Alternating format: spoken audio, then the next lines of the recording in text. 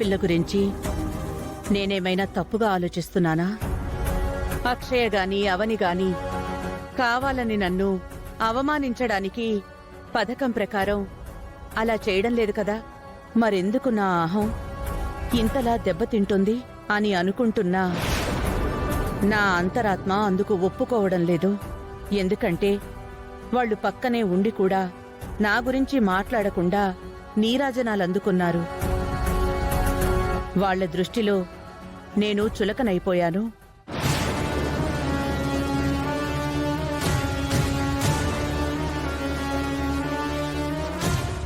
నేను దిష్టి తీయాలా? ఎలా తీస్తాననుకున్నారు? అది పిల్ల పిచ్చుక. నాకు దక్కవలసిన గౌరవం దానికి దక్కింది. నాకు రావాల్సిన పేరు దానికొచ్చింది.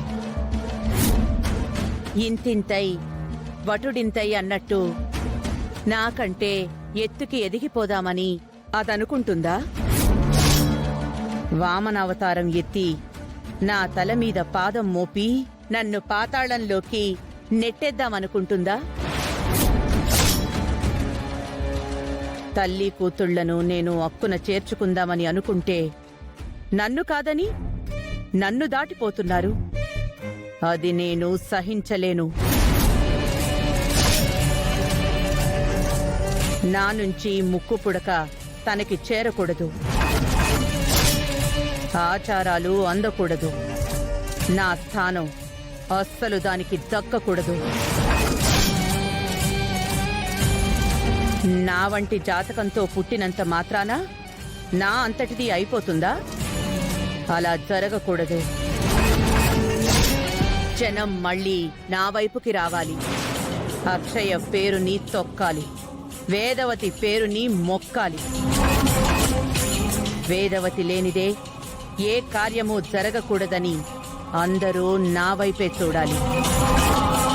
నా అహం అంతలా దెబ్బతింది కాబట్టే దిష్టి తీయడం తప్పించుకోవడానికే నా చేతిని నేనే కాల్చుకున్నాను.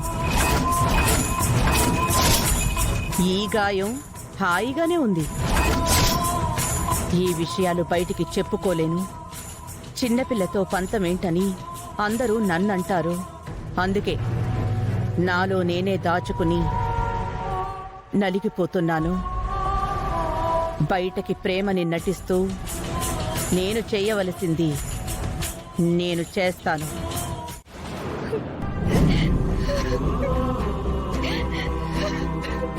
అక్షయ,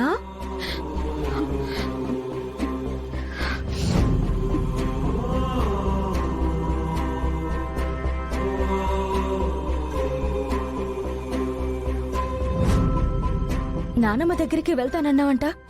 దిష్టి తీయించుకునే విషయం నానమ్మకి చెప్పావా? నానమ్మ ఆయింట్మెంట్ రాసుకుని రెస్ట్ తీసుకుంటుంది. డిస్టర్బ్ చేయడం ఎందుకులే అని చెప్పలేదమ్మా. డిస్టర్బెన్స్ ఏ ఉంటుందమ్మా, నానమ్మేం అనుకోదులే. రా, వెళ్ళి మాట్లాడదాం. వద్దమ్మా, ఉదయం మాట్లాడదాంలే. ఏమైంది అక్షయ? ఎందుకు సడన్ గా డల్ గా కనిపిస్తున్నా? నానమ్మలో వచ్చిన మార్పు గురించి అమ్మతో చెప్పడం మంచిది. ఇప్పుడు నువ్వు కోరుకున్నట్టే అమ్మ దిష్టి తీసింది కదా, సంతోషంగా ఉండాలి కదా. చెప్పడం మంచిదా? మీ నానమ్మ మనసు నిండా నువ్వే ఉన్నావమ్మా. అవునమ్మా, నీకోసం గుండెల్లో గుడి కట్టుకుంది. నిజంగా బయట గుడి కట్టించినా కట్టించేస్తుంది. నానమ్మ విషయంలో అమ్మా నాన్నలకు మంచి ఒపీనియన్ ఉంది. ఇప్పుడు నేను చెప్తే గొడవలైపోతాయి. అందుకే చెప్పకూడదు. ఏం ఆలోచిస్తున్నావు? ఏం లేదమ్మా, నువ్వు హ్యాపీయే కదా? చాలా హ్యాపీగా ఉన్నాను. అయితే నానమ్మతో మార్నింగ్ మాట్లాడదాం. ఇప్పుడు వెళ్ళి నిద్రపోదాం పదా. కాసేపు నేను బయట చల్లగాలిలో ఉండి మళ్ళీ వస్తానమ్మా. సరే, నీ ఇష్టం. తొందరగా వచ్చే. అలాగే అమ్మా.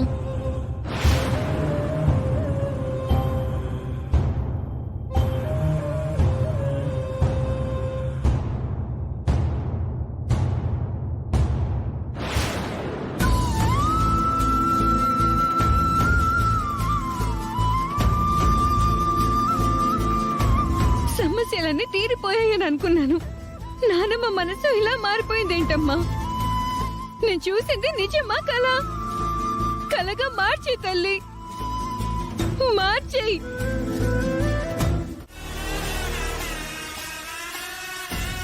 ఈ కోట దగ్గర నుంచి నా జీవితం మరో మలుపు తీసుకుంటుందని ఎంతో ఆశపడ్డాను.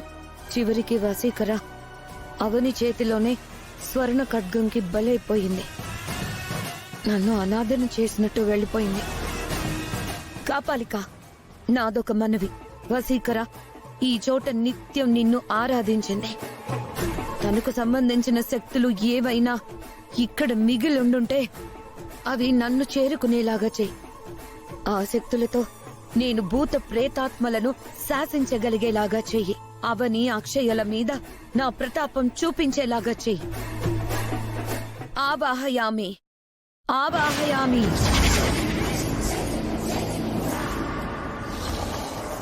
ఎంతో కాలంగా నిరీక్షించాను. నా గురించి నేను అన్వేషించుకుంటూ తిరిగాను. కోటీశ్వరుల కూతురిగా మంచి జీవితాన్ని వదులుకొని ఇలా పల్లెటూరులో తిరిగాను.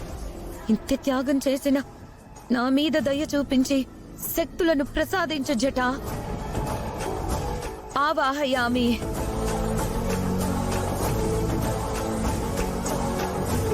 చివరికి నాకున్న శక్తులు కూడా అంతమైపోయాయా?